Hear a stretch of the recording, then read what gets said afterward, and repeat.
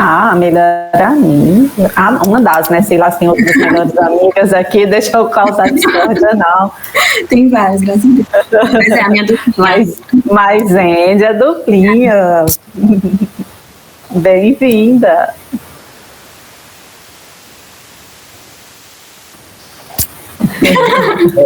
Oi, Andy. Olha, o Bruno também. Oi. Olha, o Bruno também veio prestigiar, muito bem. Ele também vai apresentar, acho que é amanhã o dele, se não me engano. Júlia. Eu tô vendo aqui se tem alguém que eu sei quem que é, porque tem um povo que eu não conheço de nome, às vezes de carinha, ou às vezes só de nome, não de carinha. Acho que de jornalismo, por enquanto, só Andy, Dani também entrou, Bruno e Júlia. Cadê? Dani, a Daniela.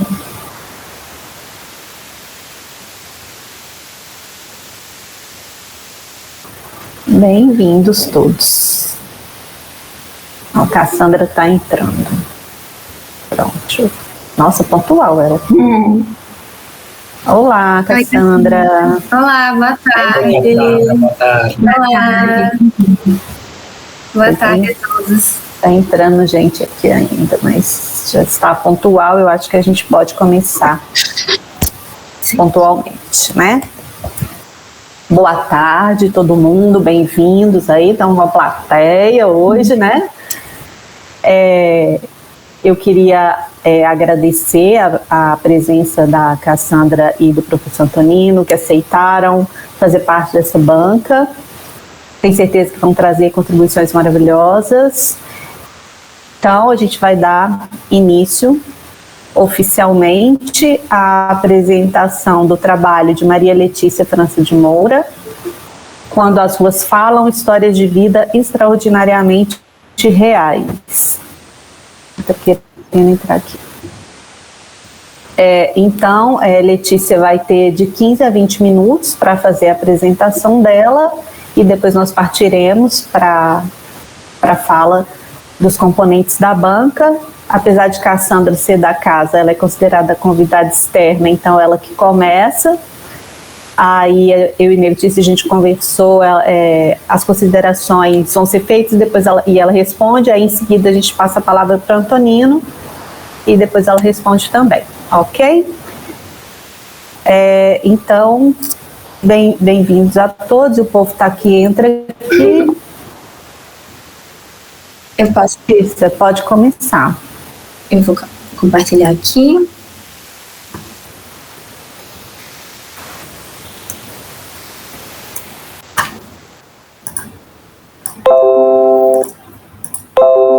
Tudo ok? Acho que deu certo, né? Sim, dá para ver perfeitamente. Novamente, boa tarde a todos. Eu sou Letícia França, como já foi apresentado, estudante de jornalismo pela UFRN, e apresentarei o meu trabalho de conclusão de curso intitulado Quando as Ruas Falam, Histórias de Vidas Extraordinariamente Reais. Para esta apresentação, estes pontos serão abordados. Começando, portanto, pela proposta, né, este trabalho, ele trouxe um livro-reportagem com 6 perfis jornalísticos de pessoas em situação de rua e ou vulnerabilidade social no âmbito da cidade de Natal, ao passo em que também narra a experiência imersiva da repórter no contexto citado.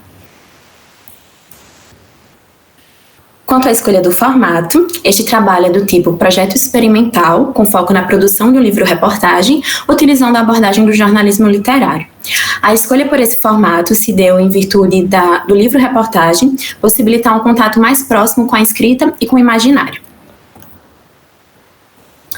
A escolha pela temática das pessoas em situação de rua e ou vulnerabilidade social aconteceu ainda no início do curso, quando surgiu uma inquietação pessoal para compreender a realidade vivida por essa parcela da população que infelizmente é considerada invisível para a maioria da sociedade. Então, percebemos que era preciso ouvir o que essas pessoas têm a dizer, era preciso dar espaço para que elas fossem vistas não só pela sociedade, mas especialmente pelo poder público. E explicando um pouco sobre o cenário, né, nós temos o conceito de vulnerabilidade social, cuja existência está alicerçada e é perpetuada por diversos fatores, o que inclui a exposição dessas pessoas a risco e danos para a saúde, a marginalização e exclusão dessas pessoas e também a ausência de moradias dignas.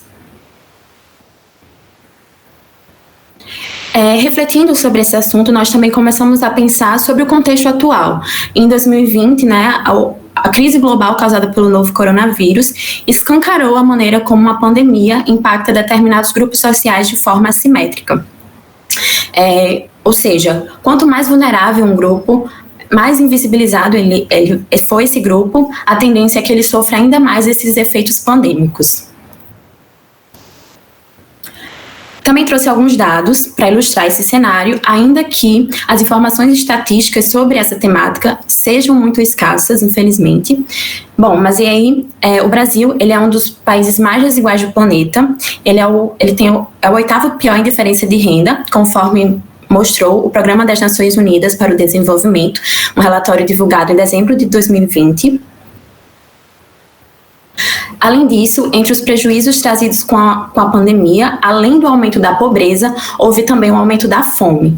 Então, de 2018 a 2020, houve mais de 9 milhões de pessoas passaram a viver em situação de fome no país.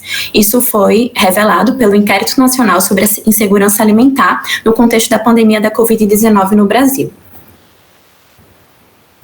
E aí, trazendo essa análise para o contexto do Rio Grande do Norte, percebe-se que essa ainda é uma realidade bastante negligenciada, porque por muito tempo não se soube precisar o quantitativo de pessoas vivendo em situação de rua no nosso estado. Logo, essa obscuridade sobre esse cenário impossibilita a implantação de políticas públicas eficazes.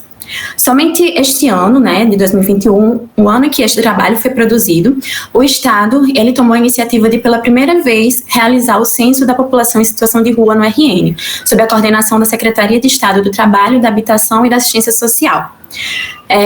Essa pesquisa ela ainda está em curso, então, em contato com as setas, a Secretaria nos explicou que, sem esse levantamento, de fato, a estatística ainda é muito imprecisa.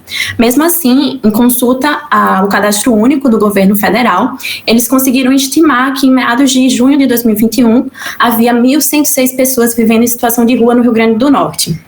Mesmo assim, esse é um dado subnotificado, porque nem todo mundo consegue se cadastrar no Cadastro Único, e dessa forma a gente percebe que, de fato, há uma negligência, né, a imprecisão estatística, a divergência dos dados reflete esse cenário, e foi por isso que, tentando nadar contra essa tentativa de invisibilizar essas narrativas, nós decidimos abordar essa temática no nosso trabalho.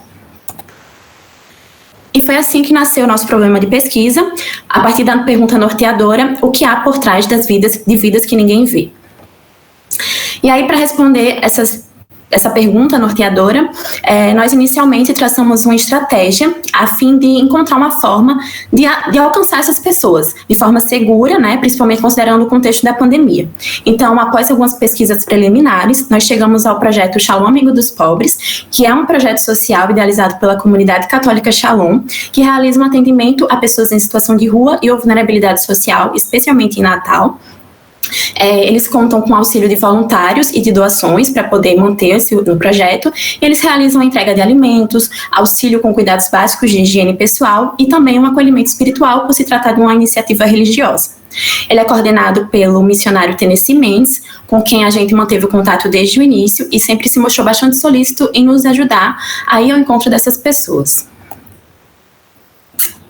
E assim nasceu o nosso objetivo geral, que foi produzir um livro-reportagem perfil com as histórias de pessoas em situação de rua e ou vulnerabilidade social que vivem na cidade de Natal e são assistidas pelo projeto Shalom Amigo dos Pobres, evidenciando dessa forma a desigualdade social. A partir disso, também traçamos os objetivos específicos que estão aqui listados.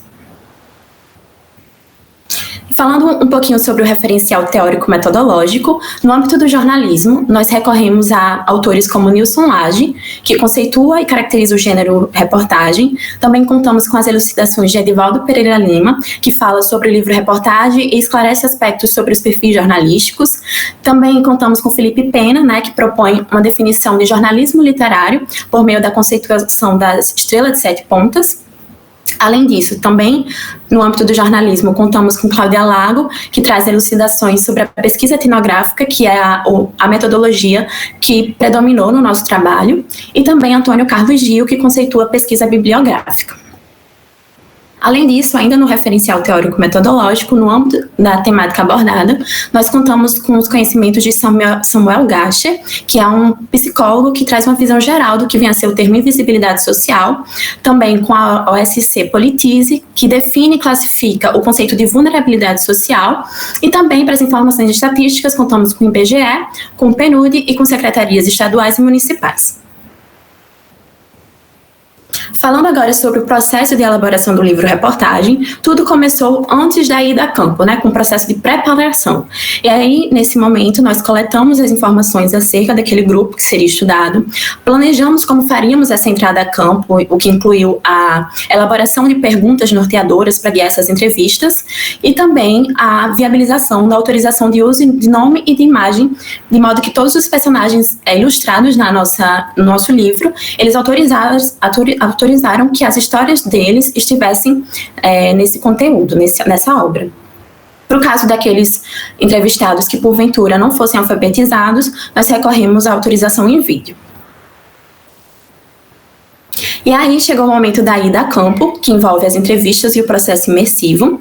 As 3 primeiras entrevistas ocorreram no semestre anterior, meados de fevereiro e março, deste ano, que no caso era o 2020.2. Esses encontros foram viabilizados pelo coordenador do projeto, Tennessee Mendes, e aconteceram em um banco de madeira na rua João Pessoa, no centro da cidade, no bairro Cidade Alta.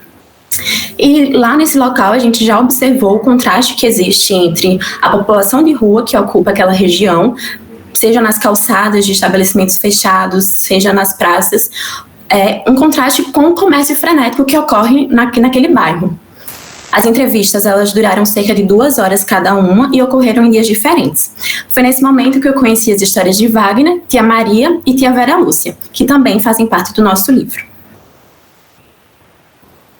Bom, e foi aí que, em dado momento, a Covid, ela ainda existia, obviamente, e ela teve um novo avanço. Infelizmente, ocorreu um novo avanço da Covid em meados de março deste ano, e aí o Estado, ele publicou novos decretos determinando novamente o fechamento dos comércios e o toque de recolher. E foi aí, nesse momento, que eu percebi que não valia mais a pena nos colocarmos no risco à doença, de exposição à doença. Não só a mim, mas também os meus entrevistados, enfim, as pessoas que moram comigo. E aí foi nesse momento que nós decidimos realmente pelo adiamento do TCC naquele semestre.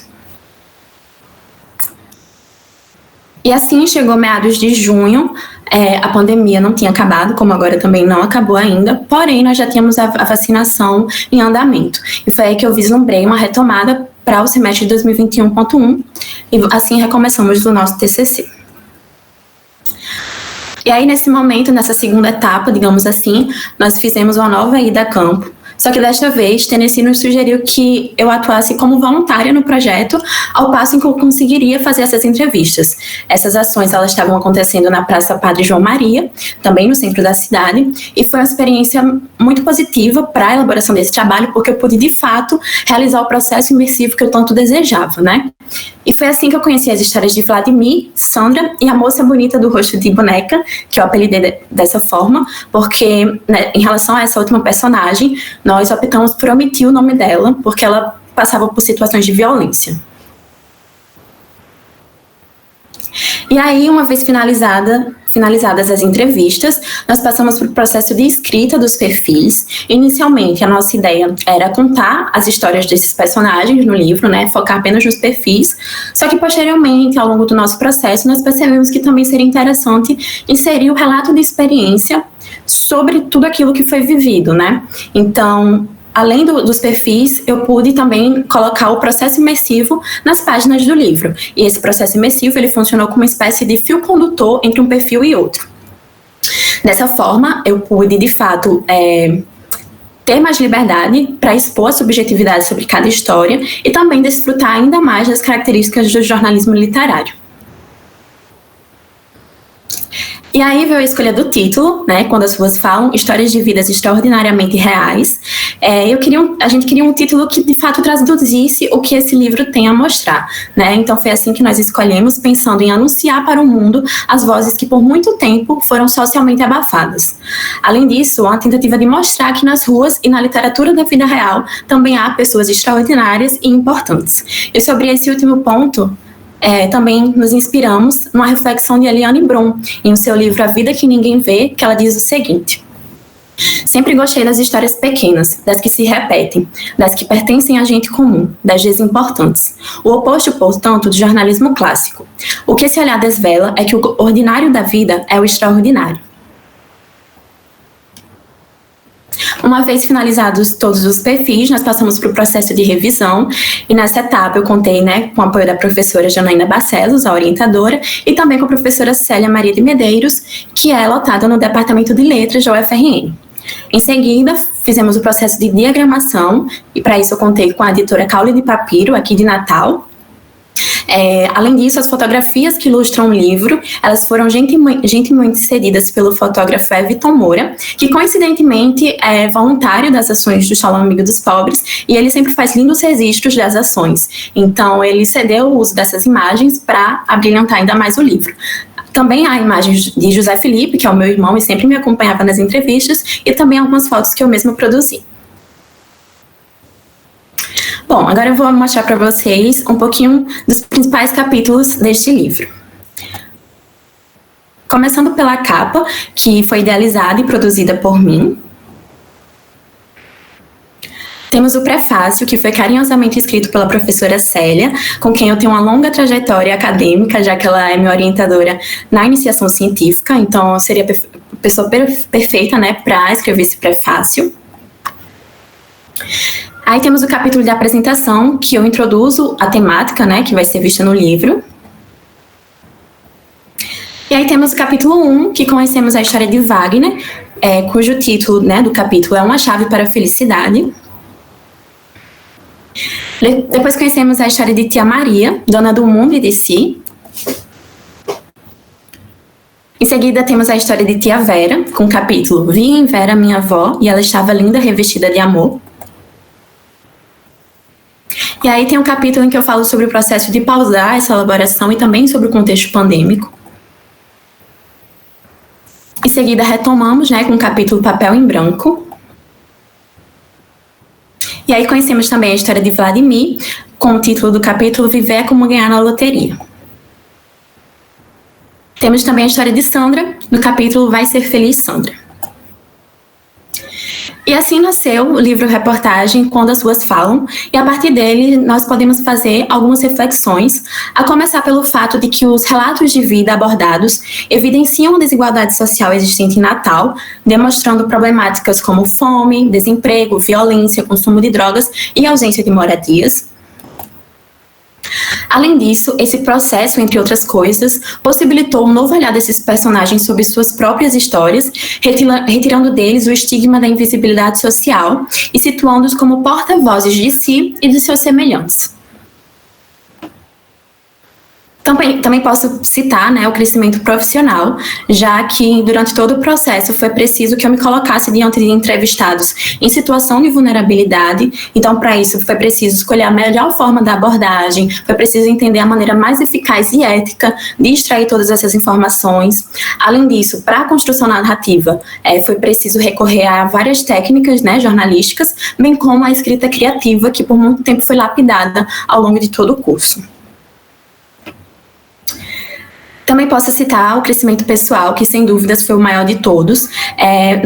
Na apresentação do livro, no capítulo de apresentação, eu trago a seguinte reflexão: viver o jornalismo me fez mais humana, viver a humanidade me fez verdadeiramente jornalista. Eu acredito que essa frase ela traduz exatamente tudo que eu vivi ao longo desse processo, porque, de fato, ir ao encontro desses personagens atiçou em mim a necessidade de cada vez mais usar a minha profissão como instrumento de luta pelo direito à vida, o que inclui, inerentemente, o direito humano de ter uma existência digna. Além disso, podemos também citar as contribuições que esse trabalho traz para a área da comunicação, ao passo em que o jornalismo ele pode ser usado como estratégia não somente de denúncia, mas também de difusão. E aí, nesse livro, nós também trazemos, né, a tentativa de conscientizar acerca da invisibilidade social, da desigualdade social e também de evidenciar a busca pela equidade social. Além disso, é também uma forma de valorizar as narrativas mais aprofundadas, indo de encontro à velocidade que nós temos hoje na produção de conteúdo nas redações de jornais, né, na maioria das redações.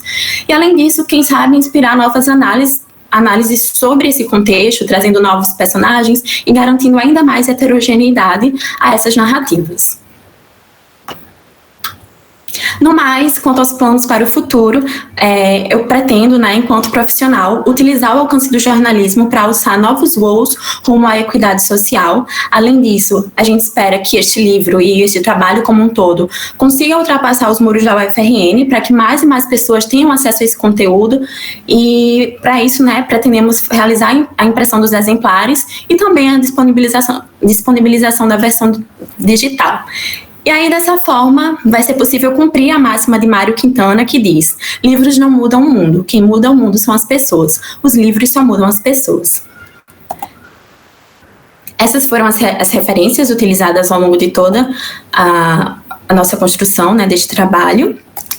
E assim, eu finalizo esta apresentação com a frase de Eliane Brum, que tanto me inspira e que, inclusive, introduz o livro, que diz o seguinte: um ser humano, qualquer um, é infinitamente mais complexo e fascinante do que o mais celebrado herói. Muito obrigada a todos pela atenção. Obrigada, Letícia. Então, vamos passar... Você pode encerrar a apresentação, vamos passar a palavra para a Cassandra. Obrigada mais uma vez, Cassandra, por aceitar o nosso convite. Olá, vocês me escutam bem? Boa tarde a todos. Primeiro, eu que gostaria de agradecer o convite de compor esta banca. Eu estava lembrando aqui que o professor Antonino estava, não na minha banca, mas lá na plateia da minha apresentação do TCC, em 2014. Então, assim, ver ciclos acontecerem, né? Eu agora estar dividindo uma banca com ele é algo assim muito representativo e espero no futuro também, Letícia, dividir uma banca contigo, porque realmente eu acho que é essa magia, esse encanto da educação. Então vamos lá, passar para o trabalho. Eu reuni as minhas considerações num texto. Vou fazer a leitura dele, é breve. Então, assim, não se preocupe em fazer anotações que eu envio para você e para a professora Janaína, porque a gente fica um pouco na preocupação de anotar, né, e perde um pouco esse momento. Então, não se preocupe quanto a isso. Então, vamos lá. Toda vez que eu inicio a leitura de qualquer material, livro, artigo, texto, eu me questiono: o que há de diferente aqui? E foi com essa pergunta que eu comecei a leitura do livro Reportagem Perfil, Quando as Ruas Falam, histórias de vida extraordinariamente reais, de autoria da estudante de jornalismo e quase jornalista, né, Letícia França. E o mais interessante foi que nas primeiras páginas eu já identifiquei as particularidades deste trabalho, a associação do on e do off nos contornos da escrita. Frases como: histórias que por ironia do destino cruzaram a minha, ou ainda estava prestes a mergulhar nas águas profundas de uma vida toda, entre outros, são elementos chaves na compreensão das histórias de vida de Wagner Rodrigues, Tia Maria, Vera Lúcia, Vladimir, Sandra Barbosa e a menina bonita do rosto de boneca, que assim você denomina. Porque essa é uma característica predominante das histórias de vida, ao que abre aqui é o texto social e a prática. As histórias de vida se encontram na nossa história. E aos que escolhem seguir por esse caminho, como é o seu caso, os desafios são outros, além da objetividade, clareza e distanciamento. É a capacidade de comportar o encontro, que nasce entre aquele que narra e quem é narrado, e traduzir em palavras essa dialogia, em uma referência clara à professora e pesquisadora Cremilda Medina, que nos diz: alguma coisa aconteceu que os perturbou, fez-se luz em certo conceito ou comportamento, elucidou-se determinada autocompreensão ou compreensão do mundo, ou seja, realizou-se o diálogo possível. Desse modo, observo que, quando as ruas falam histórias de vida extraordinariamente reais, propõe-se a isso, a realizar o diálogo possível. possível entre a Letícia e essas pessoas em situação de rua e ou vulnerabilidade social, acolhidas pelo projeto Shalom Amigo dos Pobres. E o que torna isso diferente, né? Já que você mesma indica seguir os caminhos de outros que percorrem essa estrada, como a jornalista gaúcha Eliane Brum. É porque a sua vida, a sua história de vida irrepetível e única, encontra-se com as histórias de vida dessas 6 pessoas irrepetíveis e únicas. E aqui eu não quero simplesmente parabenizar e exaltar os méritos do trabalho da Letícia e da professora Janaína, mas nos permitir pensar que o que nos perturba, ainda em referência a Medina, é a possibilidade de não sairmos os mesmos, ao que você mesma indica na conclusão do relatório técnico. Abre aspas. Viver o jornalismo me fez mais humana. Viver a humanidade me fez verdadeiramente jornalista. E em tempos como esse, Letícia, estão aí o seu diploma, a sua graduação e o seu título. Outra característica fundamental das histórias de vida, que se evidencia muito bem no seu texto e cumpre o objetivo do seu trabalho, que é dar voz aos invisibilizados, é a capacidade de recolher o que é comum entre todos nós, o nascimento, os sonhos, os amores, as dores, os fracassos. Nasceu em, sonhava com, chorou, são expressões que você utiliza ao longo dos 6 perfis. E, de certo modo, unem essas histórias de vida, não só porque são pessoas atendidas pelo mesmo projeto, mas porque são sujeitos, são seres humanos. Então, desvelando assim também outra face crucial e muito difícil, muitíssimo difícil, dessa prática de narrar uma vida, que é a manutenção da complexidade. Há um risco, até um pouco preguiçoso por parte daqueles que narram, e isso aí eu me refiro a nós, jornalistas, muitas vezes, que é reduzir as pessoas simplesmente a uma condição, a uma profissão, a um acontecimento. Mesmo sabendo que o texto é uma representação e não uma totalidade, guardar a complexidade do sujeito é um caminho precioso que você consegue realizar, principalmente ao inserir os bastidores dos encontros. Faço uma observação aqui, que ao meu ver, há um personagem que aparece timidamente ao longo do livro, e eu daria um redobrado destaque. Mais adiante, compreender essa condição em vista do contexto da pandemia, que nos obriga a fazer algumas escolhas relativas ao tempo. Esse personagem é a cidade, e no seu caso específico, o centro da cidade do Natal, ou só centro, como carinhosamente nós chamamos aqui em Natal. Delinear os contornos deste bairro histórico, descrever os detalhes da Praça Padre João Maria, em que a poucos minutos dali estão localizadas estruturas como a Assembleia Legislativa do Estado e a sede da Prefeitura, trarem um contexto melhor, principalmente para os leitores que não são potiguares. E é importante ressaltar que as ruas do centro da cidade são muito mais do que a localização geográfica, entre aspas, ou o endereço itinerante, entre aspas, também, desses sujeitos, né? Elas são o que João do Rio chama de agasalhadoras da miséria, ele nos diz. Ora, a rua é mais do que isso, a rua é um fator de vida das cidades, a rua tem alma. Em Benares ou em Amsterdã, em Londres ou em Buenos Aires, sob os céus mais diversos, nos mais variados climas, a rua é a agasalhadora da miséria. Então eu faço essa ressalva aqui, mas compreendo perfeitamente, em virtude do tempo, do contexto da pandemia e também da sua escolha como autora, né? Ressalto também 2 capítulos relatados pela autora como imprevistos diante de 2 circunstâncias distintas, mas que abrilhantam o livro. São os capítulos Foi Preciso uma Pausa e Papel em Branco. O primeiro descreve o agravamento da pandemia de Covid-19 no estado e país e a necessária pausa para voltar às ruas e encontrar essas vidas. E pausas não são só necessárias, como em certos casos redirecionam as nossas narrativas.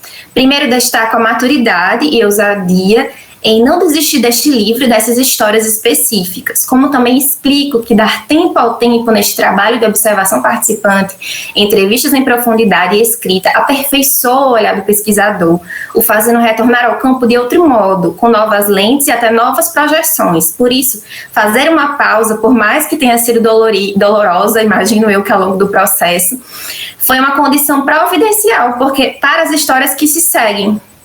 E entre elas nós temos o capítulo muito importante, Papel em Branco, com a história de vida de moça bonita, do rosto de boneca, acho que é assim, não sei se eu confundi. Papel em Branco é um capítulo fundamental sobre o silêncio que fala, a violência contra a mulher, histórias que são contadas por elas mesmas. E não identificar aquela personagem, além de uma atitude ética, que eu admirei bastante, mostra-se também como um espelho. Ela poderia ser qualquer mulher, qualquer uma de nós.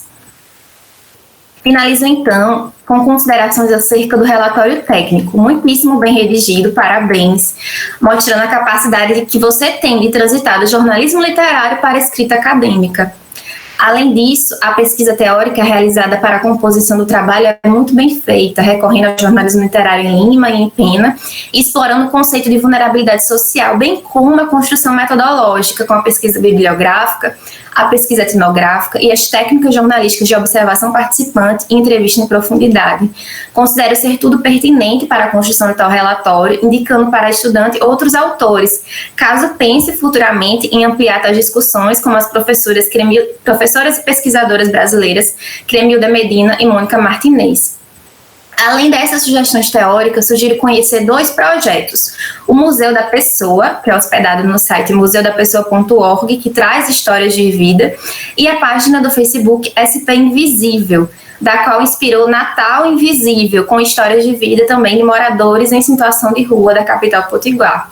E incentivar ainda que este trabalho não se perca, devendo ser divulgado a todos os leitores, como também compartilhado com a comunidade acadêmica em congressos e revistas. Então, incentivo fortemente, se você pensa no futuro acadêmico, em colocar em prática.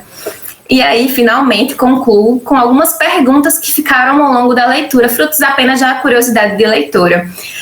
Você ainda mantém algum contato com os entrevistados, ou mesmo com o projeto Chá o Amigo dos Pobres? E, em síntese, fazendo uma alusão ao nome do livro, o que as ruas te falaram sobre as histórias de vida?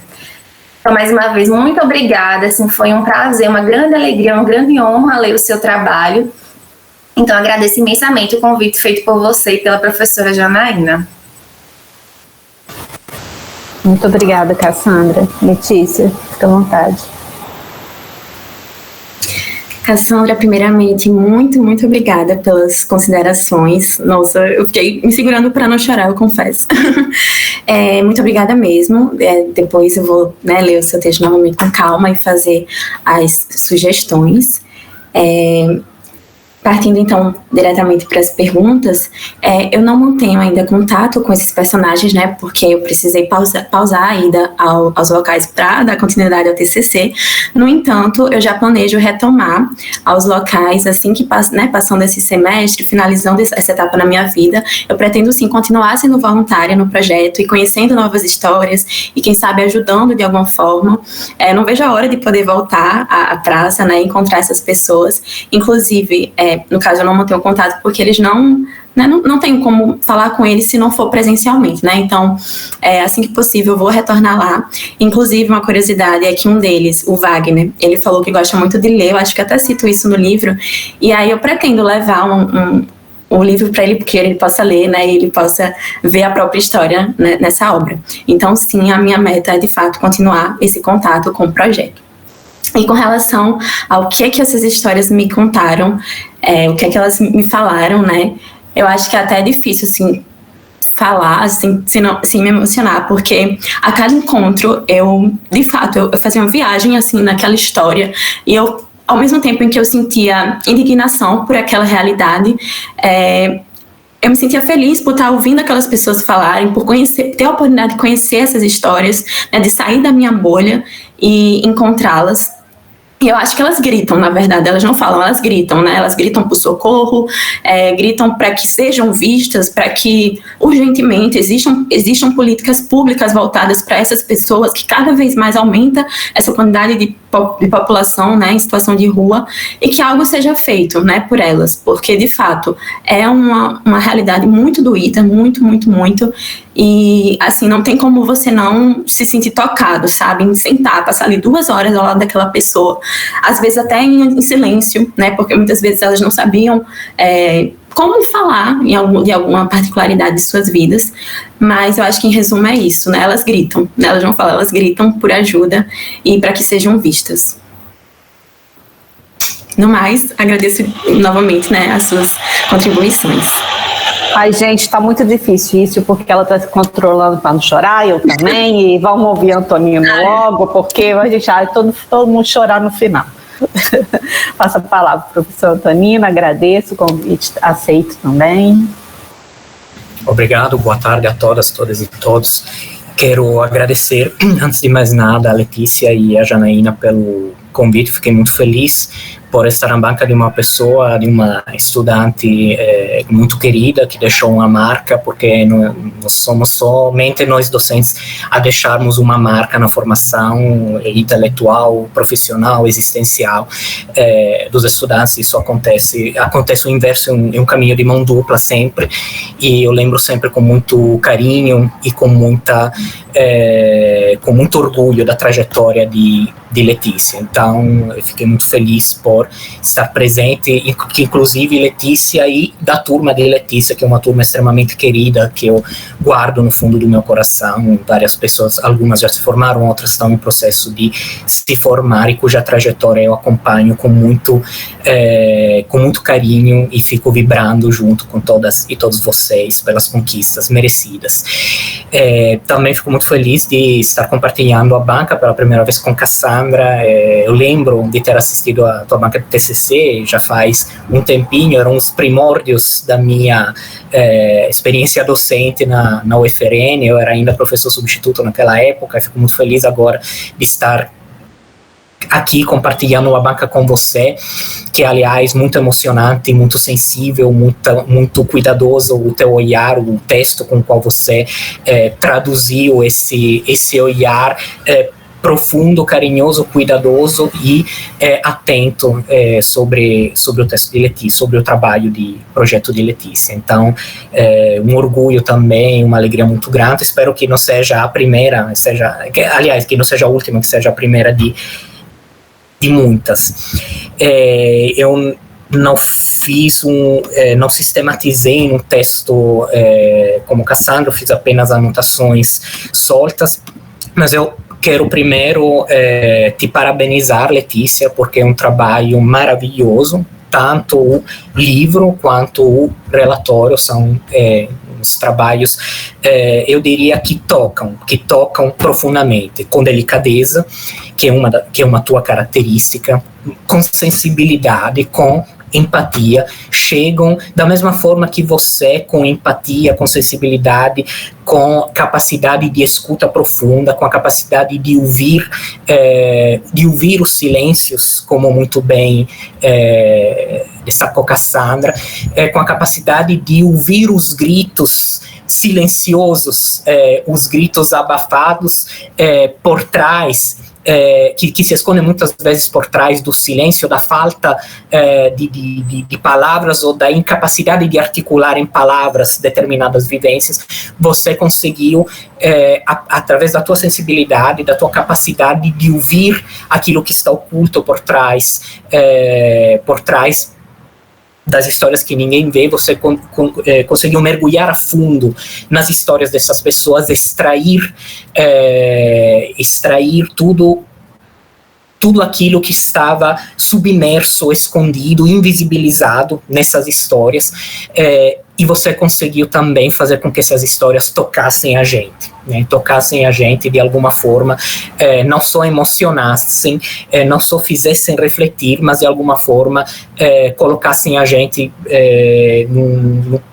estimulassem um processo também de transformação do nosso olhar, né, sobre determinadas realidades. Então, você faz isso muito bem, com uma escrita que, como você coloca no teu relatório, você fala que a escrita não é só técnica, a escrita é principalmente sensibilidade, a escrita é vocação, a escrita é paixão, a escrita é um movimento que sai de dentro para fora e não é moldado a partir de formalismos estéticos ou narrativos, mas é algo que as técnicas são um produto, né, daquilo que está dentro de você, daquilo que você consegue extrair, né, de dentro de você e de dentro das histórias que você narra.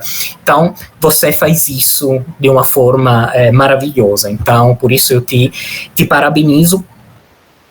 você se apropria muito bem das técnicas, tanto dos procedimentos dos procedimentos estilísticos, quanto das técnicas de construção narrativa do jornalismo literário. Você utiliza muito bem os diálogos, você sabe alternar de forma bem acertada depoimentos, falas diretas, falas indiretas, descrições de ambiente, considerações sensíveis, né, sobre reflexões, reflexões sobre as situações, sobre as histórias, sobre os ambientes, a dimensão do sensível. Você consegue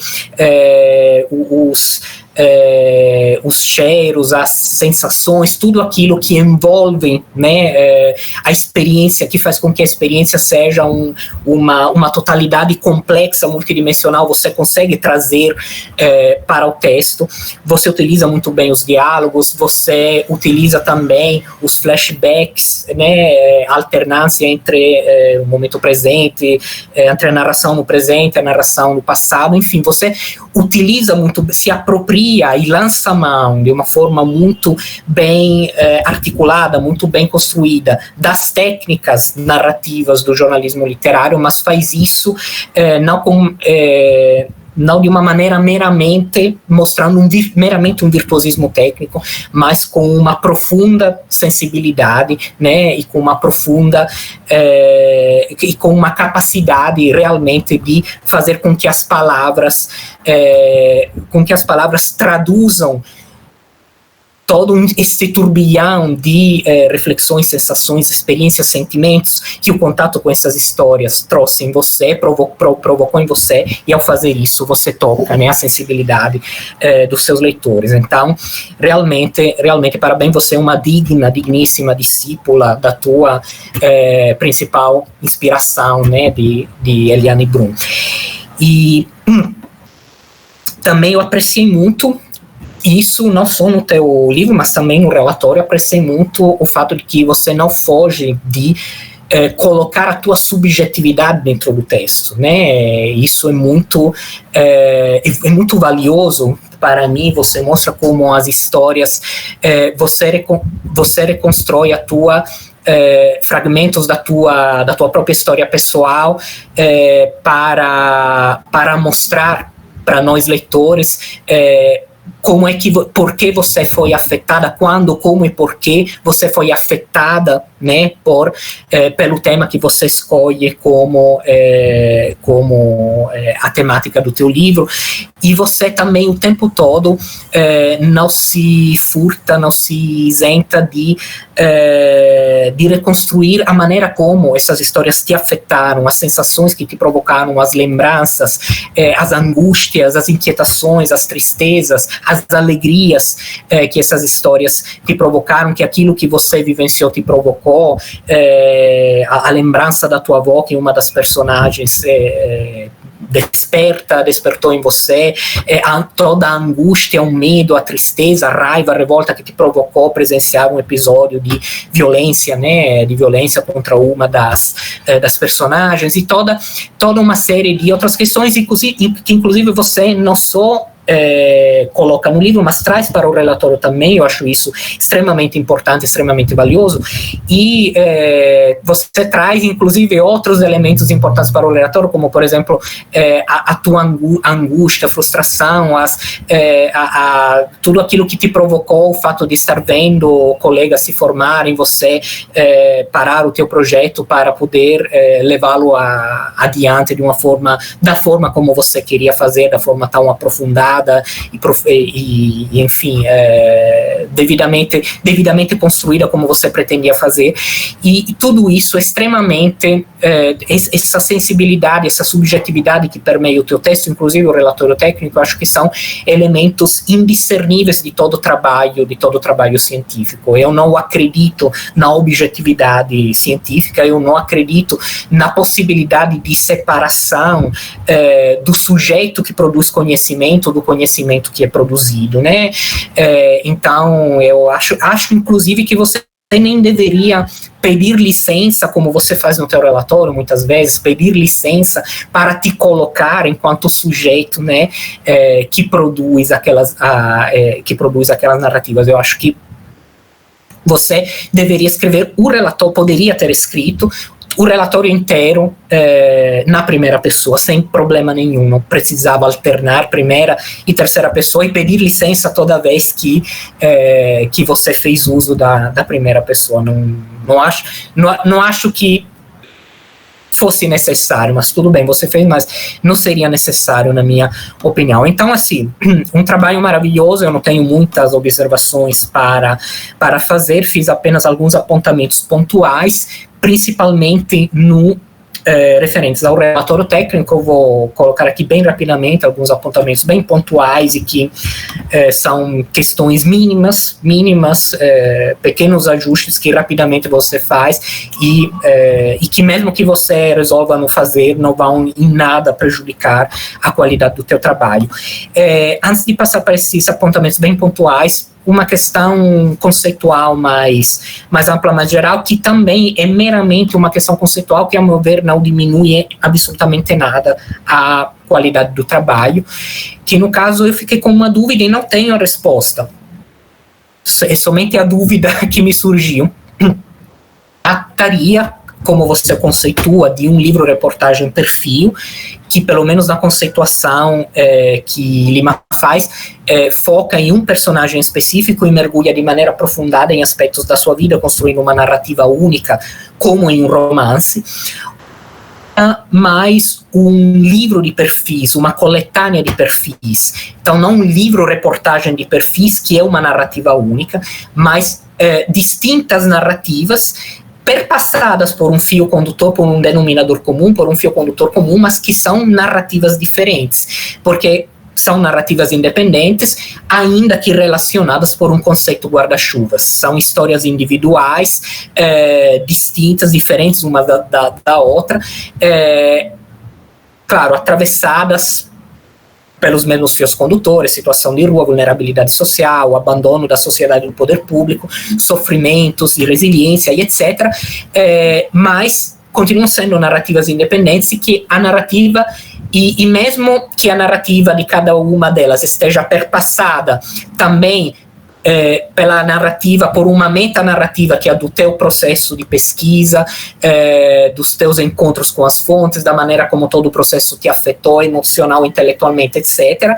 Mesmo assim, são perfis que poderiam ser lidos separadamente um dos outros. Então, talvez não seja exatamente um livro-reportagem perfis que configuraria uma narrativa unitária, um livro-reportagem perfil que configuraria uma narrativa unitária, mas uma coletânea de perfis. Mas, enfim, isso apenas também não tenho uma resposta definitiva para isso. Não penso que diminua em nada, tipo, se você conceitua como livro-reportagem perfil, como coletânea de perfil, isso não em nada diminui a qualidade, né, do teu trabalho, só para pensar como questão conceitual. E agora alguns apontamentos mais pontuais na fundamentação teórica, referentes ao teu relatório. Na fundamentação teórica, nas páginas 18 e 19, eu sugiro que você conceitue brevemente, em notas de rodapé, cada um dos tipos de livro-reportagem classificados por Lima, porque geralmente em textos científicos, toda vez que se introduzem determinados conceitos, não dá para assumi-los como dados, né? É importante, nem todos os leitores podem estar familiarizados com essa classificação, essa tipologia estabelecida por Lima. Então talvez seja o caso de conceituar não só o que você pretende desenvolver e trabalhar, mas também todos os outros que você menciona. Da mesma forma, na página 24, sugiro a conceituação de diferentes formas, das diferentes formas de exclusão, a conceituação de diferentes formas de exclusão e invisibilidade social é muito bem construída e fundamentada. Só um questionamento. Na página 20, um questionamento que eu tenho especificamente na página 24, quando afirma que o número de pessoas em situação de fome aumentou enormemente no Brasil, por causa da pandemia, eu me pergunto, por causa da pandemia ou será que é por causa da gestão da pandemia e da economia que foi feita pelo governo brasileiro, caracterizada pela total ausência de apoio a pequenas e médias empresas, pela demora enorme na implementação de um auxílio emergencial para pessoas em situação de vulnerabilidade e um corte drástico do valor desse auxílio após poucos meses, por uma crise energética gerada pela má gestão do setor, que somado ao aumento do custo da gasolina, também por uma má gestão e a uma política monetária desastrosa que desvalorizou dramaticamente o real, levou ao aumento de todo esse conjunto de fatores, levou ao aumento geral do custo da vida, produzindo cada vez mais pobres, aumentando a quantidade de pessoas que passam fome no Brasil, etc. Então, será que é a pandemia em si ou é a gestão desastrosa e diria até mesmo criminosa da economia e a gestão claramente, gritantemente criminosa e até mesmo genocida da pandemia feita pelo atual governo federal brasileiro que aumentou a quantidade de pessoas em situação de rua e de vulnerabilidade social no Brasil? Talvez não seja a pandemia, talvez seja o governo brasileiro. Talvez valesse a pena dedicar alguns parágrafos a comentar esses processos para que os leitores futuros do teu relatório não pensem que foi a pandemia por si só a gerar um aumento espantoso da pobreza e da fome no Brasil entre os anos de 2020 e 2021. Depois, alguns outros apontamentos aqui, na página, já no capítulo da metodologia, na página 29, eu sugiro que você detalhe como foi praticada a observação participante dentro da comunidade de acolhida observada. Houve visitas diárias durante um certo período e observação das rotinas da associação, ou você participou de algumas das suas atividades, inclusive. A resposta é sim, você menciona isso no relato do processo, mas você não detalha muito como se deu essa participação, que funções você desempenhou, como isso te afetou, etc. Quais fatores ou processos foram observados com maior foco, porque quando você faz uma observação participante, não dá para observar tudo, você tem que recortar aquilo que você vai observar, etc. Então, assim, o maior detalhamento, isso não precisa ser feito, assim, não precisa você produzir um novo capítulo do relatório para isso, mas tipo 1, 2 ou 3 parágrafos que detalham de uma forma mais aprofundada, mais consistente, como é que foi desenvolvida, realizada essa observação participante. Você só diz que lançou mão desse procedimento, mas você não mostra como é que fez isso. Então, talvez um parágrafo ou 2 para isso possa ser importante. Também na página 29, a mesma questão que eu mencionei com relação às tipologias de livro-reportagem, também sugiro que você explique em notas de rodapé cada um dos tipos de entrevista conceituados por Lage. Você só menciona eles sem conceituar. E apenas isso, como você viu, apontamentos muito mínimos, pontuais, absolutamente resolvíveis em pouquíssimo tempo e que não necessariamente são apenas sugestões, não necessariamente você vai precisar acatá-las. Então é isso, no mais, te parabenizar mais uma vez e dizer que eu estou muito feliz por ter sido uma das primeiras pessoas a ler o teu livro e estou aguardando ansioso o lançamento oficial para poder te prestigiar e ter o meu exemplar autografado. Um beijo grande e muito obrigado. Obrigada, Antonino, Letícia, seus comentários. Professor, primeiramente, muito obrigada por ter aceitado compor essa banca. Sem dúvidas, assim, eu aprendi muito com as suas aulas. Tive o privilégio de pagar mais de uma disciplina contigo e sempre que tinha a oportunidade estava lá me matriculando, porque, de fato, as suas contribuições, elas são, assim, maravilhosas. E como aconteceu agora, né, eu anotei tudo aqui e vou considerar, né, todos os pontos levantados e, de fato, especialmente em relação a página 24, 24. Que de fato não é culpa da pandemia, né? É culpa de toda a conjuntura que nós estamos inseridos. E sim, obviamente nós vamos avaliar a possibilidade, né, de inserir esses parágrafos, assim como todas as outras sugestões. Mais uma vez, muito, muito, muito obrigada por todas as palavras, pelas colocações e principalmente por todo o aprendizado até aqui, né? Espero que, enfim, a gente possa se encontrar ainda em outras oportunidades acadêmicas ou não, quem sabe no lançamento, ai meu Deus. Mas muito, muito obrigada mesmo, Tonino, de verdade. Tá aqui tudo anotado e vamos avaliar a melhor forma de acolher essas sugestões. Isso. Antonino, professor mais querido do DECOM. E que bom que ele está nessa banca, que a pessoa é concorrida, né, minha gente? Então, gente, agora nós vamos nos retirar e vamos nos reunir numa outra sala para a gente deliberar. Eu depois, não é comum o orientador se manifestar, né? Mas eu queria abrir uma exceção, porque eu acho muito importante falar aqui que quando eu aceitei o trabalho de Letícia, eu aceitei de olhos fechados, porque eu tinha certeza que ia vir coisa boa, assim, pela trajetória dela, pela pessoa que ela é. E assim, é um trabalho de orientação que não me dá trabalho, só me deu prazer, assim. E sempre foi muito emocionante acompanhar o processo, acompanhar os textos, tudo. Então eu queria deixar registrado isso daqui com o público, né, que eu é que agradeço de ter sido convidada para ser orientadora.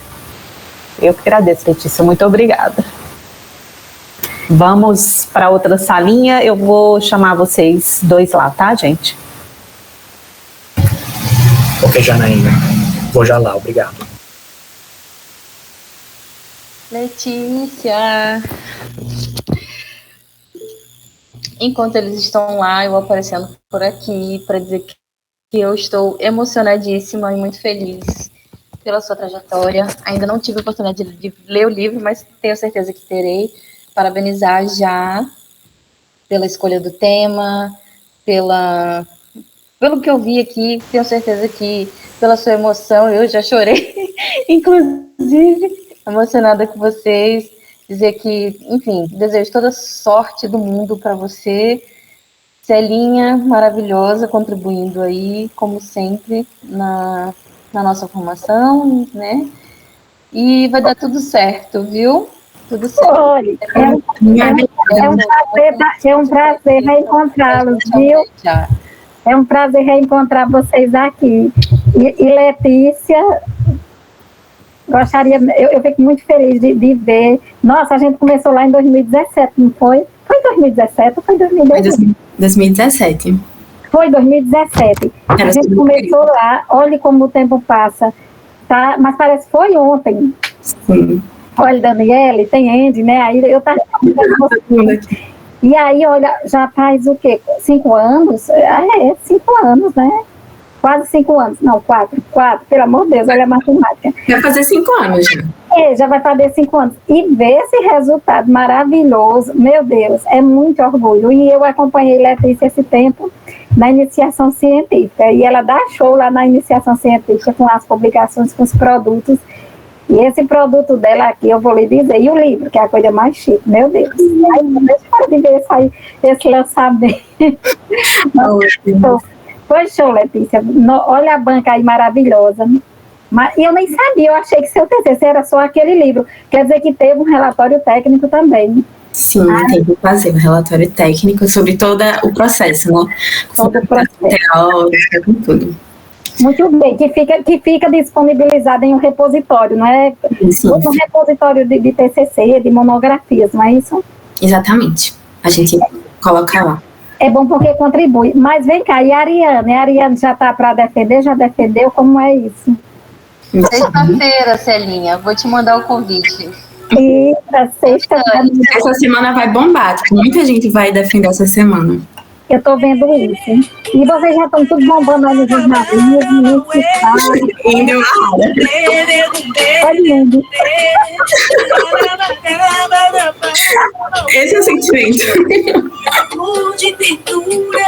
É pra quebrar a tensão, entendeu? Melhor pessoa. Acalmar os ânimos. Tá todo mundo muito nervoso. É, porque esse momento de defesa é um momento de defesa. Ai, tô até suando. Daqui a pouco você fica livre e leve e solta. Vamos deixar a Ariana aí, com a ansiedade dela até sexta-feira. Tudo maravilhoso, Letícia, que banca aí esses professores de jornalismo. Excelentes, né? Maravilhosa, Letícia! Arrasou! Que orgulho! Eu tava aqui chorando. Alguém filma isso? O povo elogiando Letícia e eu chorando aqui, meu Deus. Letícia entrou na minha casa, entrou na minha vida. Emocionada. Mexe com a minha estrutura. Ai, gente. Porque é muito particular, parecia que tava me elogiando, sabe? É minha duplinha, é muito, sabe? Eu escrevi até nos agradecimentos do meu, tipo, eu não fiz com ela, mas Era como estava ali comigo, sabe? Era seu também o meu trabalho. Aí é difícil, sabe? É nosso também. Chora. É um último trabalho que não foi nosso, mas é nosso também. Eu estou muito orgulhosa. Ficou muito lindo o seu trabalho, viu? Parabéns, você arrasou demais. Oh, meu Deus, obrigada, amiga. Ai. E também os outros também, o Michele, o seu, eu vou assistir o seu, nem que seja no meio do trabalho, eu vou dar um jeito. Michele e Dani, né? Eu espero Letícia na Bienal do Livro. Ai, meu Deus. Chega, Sorocaba tá chorando aqui. Nayara, o teu vai rolar também, né? É o quê? O teu? O meu é sexta-feira. De que hora? Eu vou mandar o convite, mas é umas 3 horas da tarde. Fica melhor pra mim, pois manda. Você vai assistir, sim. Eu vou. Vamos todos. É porque das meninas de manhã, eu tô trabalhando, mas eu vou botar, vou de trabalhar manhã e tá ficar bom. assistindo aqui com o Catolho.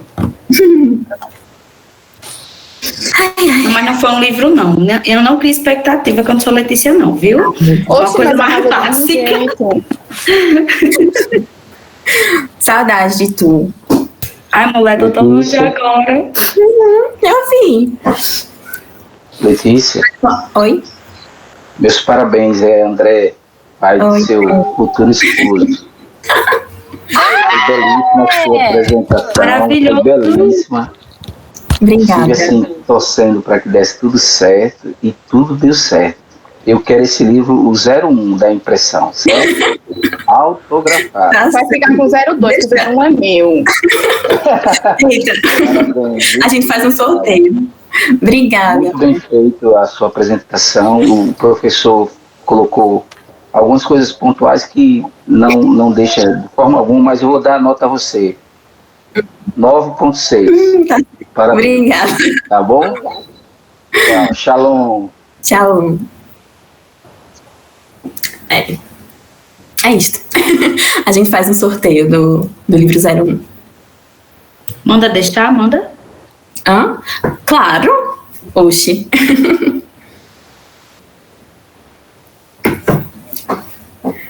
Tô sem áudio. Ai, deixa eu ver as mensagens. Letícia tomando. O que é isso, Letícia? É água, é café, é muito chique. É água. Achei a É as caneca linda, lágrimas que ela inclusive, viu? guardou esse tempo todinho. Exatamente. Foram muitos anos guardando essas lágrimas para este momento. É água. E na caneca linda que meus amigos me É deram. linda, achei linda. Muito representativa, chique demais, viu? Você tomando essa água. Digo, olha aí, toda elegante. Sei não. Elegantésima vai estar na Ei, eu quero um lançamento do livro Coffee Break. Por favor. Ai, gente, isso é tão irreal. Por favor, quero. Tá bom. Fosse em janeiro, acho que todo mundo vai estar vacinado, né? Dá certo. Amém. Tomara. Com a segunda dose, com tudo, que vai direito. Ai, tô vendo aqui as mensagens. Obrigada, gente.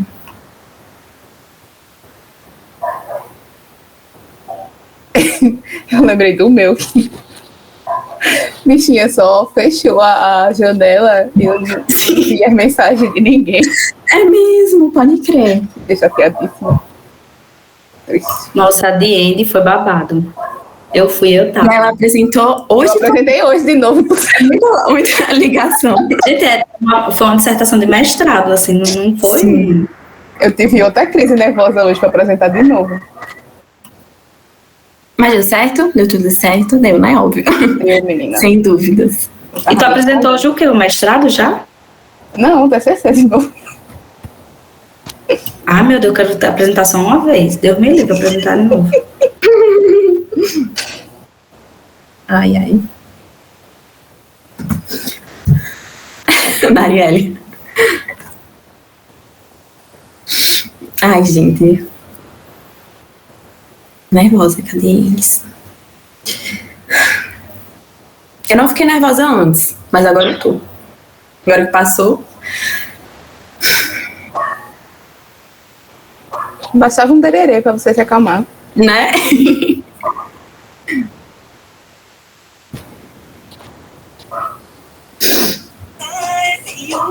Vem cá, para de cá pra cá, vamos juntos mais amar. De hoje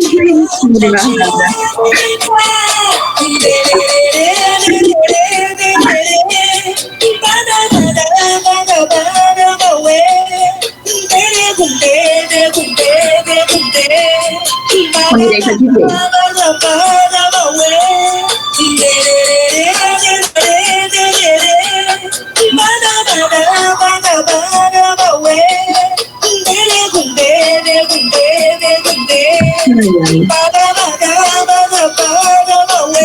Te envolver de amor, de ternura, paixão. Pega bem de lado, vem cá, meu coração. Te envolver toda noite, não tem decisão. Te amo e te quero, vem cá. Deve ser uma coisa séria. Prepara ti, vem baixinho assim. Te amo e te quero, você é só pra mim. Só uma figurinha agora pra representar de novo. Eu te pego amor, você dá seu valor. Trilha sonora, pessoa amarrada. Quê? Que mais?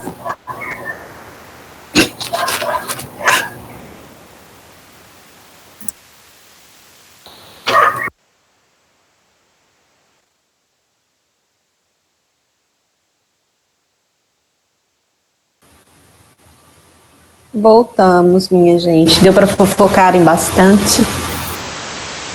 Teve até música. Bom, então eu vou realizar o procedimento aqui de leitura da ata.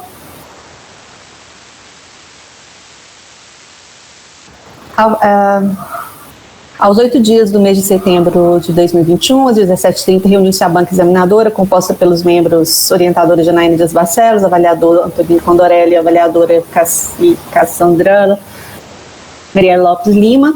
A banca avaliou o trabalho de conclusão de curso de graduação em jornalismo apresentado pela estudante Maria Letícia França de Moura, com o título Quando as Ruas Falam, Histórias de Vida Extraordinariamente Reais.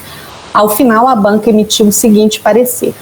O trabalho atende às exigências de um projeto experimental em jornalismo e se destaca pela originalidade, criatividade e sensibilidade, ao mesmo tempo em que mantém o rigor técnico da prática profissional. Recomenda-se publicação e divulgação do livro e a continuidade da pesquisa em nível de pós-graduação. O trabalho foi considerado aprovado com nota 10. Parabéns! Podem abrir! Ai, obrigada. Falar? Oi? Falar alguma coisa? Falar alguma coisa? Fique à vontade. Se não quer abrir a câmera, pode abrir, galera. Eu já sabia! Ai, desculpa, gente, mas eu também já sabia. Parabéns, Letícia. Parabéns! Muito merecido, demais. Oi, gente, muito obrigada. Obrigada demais. Tenho tanto a agradecer. Eu sempre falo que escrever é um processo muito solitário, sabe? Mas eu não tenho dúvidas que esse trabalho ele é uma junção de toda uma rede de apoio que eu tenho em minha vida, a começar pela minha família, que desde o início... Ai, vou chorar. Calma. Desde o início acreditou. Enquanto você chora, eu vou chorar também.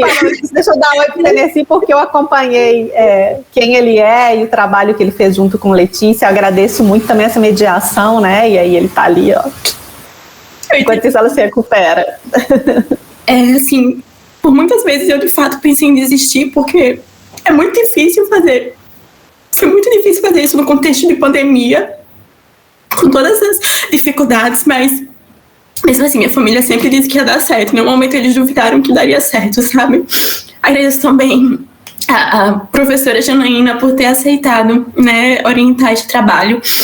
Desde quando a gente teve a experiência na disciplina, né, de projeto de pesquisa, eu já me identifiquei com metodologia, sabia que ia dar certo, né, e já fiz o convite na certeza de que seria uma excelente experiência com ela. Agradecer à banca que gentilmente, né, esteve aqui avaliando o meu trabalho, teve a disponibilidade de ler todo o livro, o relatório e trouxe excelentes contribuições. Muito obrigada, professor Antonino, Cassandra, por todas as contribuições. Agradeço também a professora Célia, né, assim, falando no âmbito do ensino mesmo. Eu sou muito grata a muitos professores que passaram em minha vida, e aqui, né, eu tenho vários exemplos disso. Também a professora Célia, que a gente estava até comentando, né, que foi uma longa trajetória acadêmica de iniciação científica, e eu tenho certeza de que todo o ensinamento que ela me passou também reflete neste trabalho hoje. E agradecer também a Tennessee, né, que desde o início se mostrou bastante solícito em me ajudar. Ele falava, onde você quiser ir, a gente vai conversar com essas pessoas. E também agradecer pelo excelente trabalho que você faz, né, com o Shalom Amigo dos Pobres, que é um projeto tão essencial, tão necessário, principalmente no contexto da pandemia, né, que eu não tenho dúvidas de que foi extremamente desafiador seguir com esse projeto, e mesmo assim você segue, vai adiante e alcança muitas vidas. Agradecer aos meus amigos que aqui estão, os que não puderam estar também, todo mundo que sempre me apoiou em todos os sentidos. Agradecer e, mais que tudo, também agradecer aos personagens, né, que eles não estão aqui, mas, sem dúvida, meu coração é só gratidão por eles terem, de fato, escancarado as portas, né, de suas vidas para que eu pudesse entrar, pudesse conhecê-los por inteiro. Então, sem dúvidas, muito, muito obrigada. Eu só gratidão, tirei um peso das costas, muito feliz. Muito, muito, muito, muito, muito obrigada. De verdade, por tudo, por todas as palavras. E é isso. Viva, tá livre. Obrigada, gente. Boa noite para todo mundo. Obrigada a todo mundo que veio aqui prestigiar esse trabalho. É muita alegria que é. Eu queria só tirar uma foto. Um print, na verdade, já que a gente pode estar presencialmente, né? Quem puder, não sei se todo mundo já saiu, mas quem puder abrir as câmeras pra gente tirar essa foto. Deixa eu colocar aqui.